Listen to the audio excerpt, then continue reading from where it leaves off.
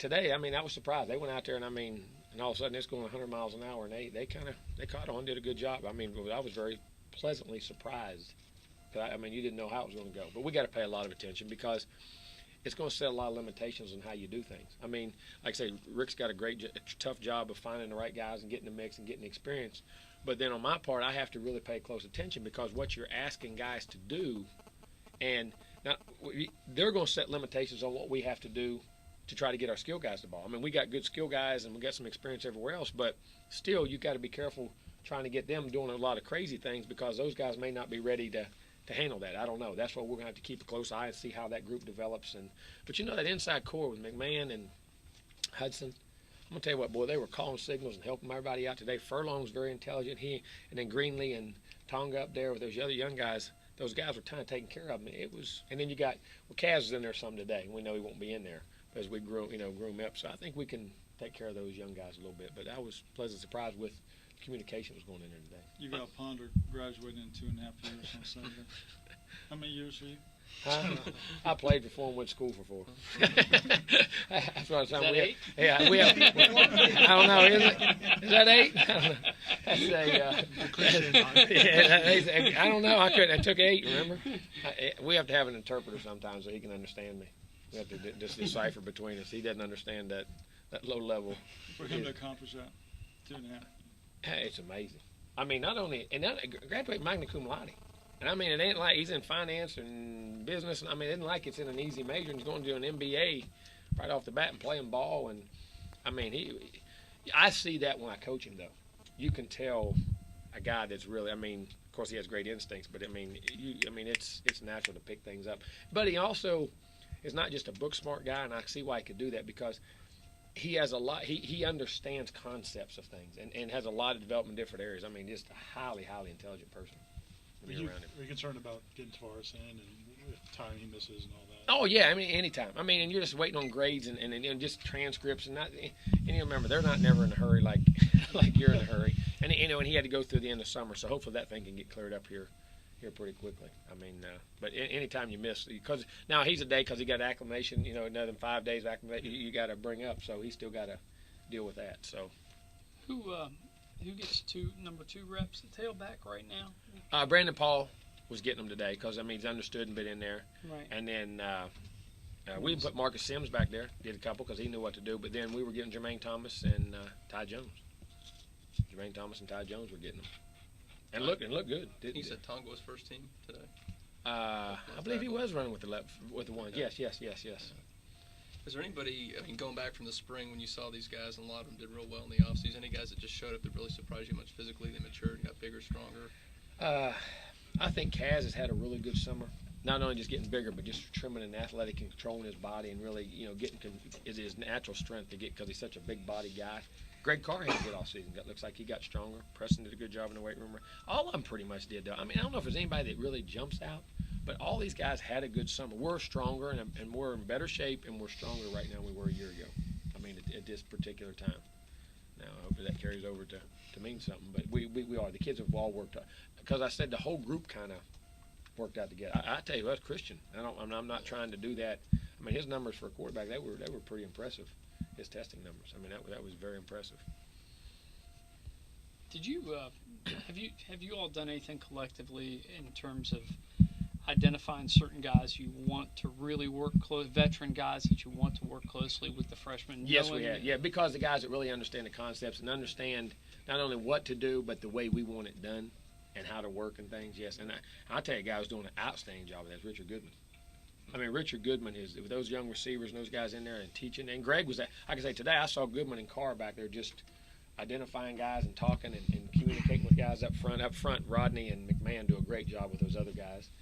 Kaz was doing it with the other, and the quarterbacks, the 3 guys were all helping EJ a little bit. But, Richard and them, they were making a real strong contribution. Richard Goodman's he's kind of done that all summer from what I've been understanding. How about D-line? Will you have him right off the bat with injury, Richard? No, Richard still has. He is on the music class deal, if I'm not mistaken. He still has 3 games from the. suspension of the class. Have you discussed with him redshirting? Because he broached that subject this Yeah, summer. we did. I mean, and I told him, guys, he's worked that hard and what he's meant. Yeah. If he's not, go and try to get ready and see if you can get ready because we need you to play. But if you don't and you're not physically ready, yes, we've definitely talked about that with him. Defensive line and linebackers, two other areas where you got a lot of new faces. Who would be the guys that you lean on there in terms of trying to? And there's not. Dakota and those guys and Nicholson, those guys. I mean, they got a really good group of leaders right there. Nicholson and Dakota just stand out to me right off the bat, and their demeanors and what they do off the field. You know what I mean? I think they do a great job up front. Everett Brown. I mean, he leads everybody. Bud does a great job in there. Off the top of my head, I'm talking about the defensive side, but I don't hope I'm not missing anybody.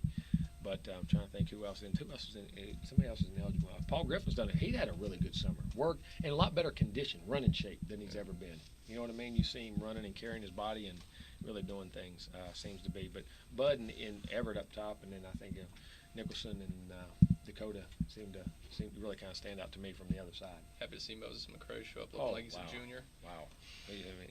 I'm glad I didn't play against him in high school. he looks. I mean, he looks like I could say he looks like a grown man already. Some of these guys you mentioned are guys that aren't playing the first 3 games. I mean, they could have moped and done whatever. I'm gonna tell you something. Of all the things I saw today, like I said in practice, and I've said this all summer, that's the feeling I've gotten from this team in the summer. It's a much tighter team. I think they understand what we're trying to get accomplished. There's not the division that sometimes I thought we saw in the beginning. When I first, I don't say when I first got, just our team is really coming together. I mean, they get along. You see them hanging out together. You see them talking together. And that's been my impression all summer. They're really working hard and they laughing and joking. And they say out there, because I don't ever see 707 or anything like that, but they say them guys are getting reps but they say they're having fun. The guys come back last year at times. They say, man, we got to do it again, coach. Hey, what else we got? We can do this. We're doing it. I mean, they're kind of having fun with what's going on. And you saw it in practice today.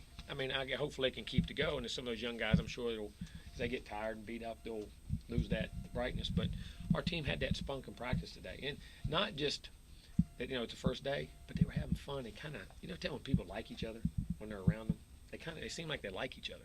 And it was exciting to me. A little off the top, I want to just ask, because you guys are the class ahead for recruiting, or you guys are way up.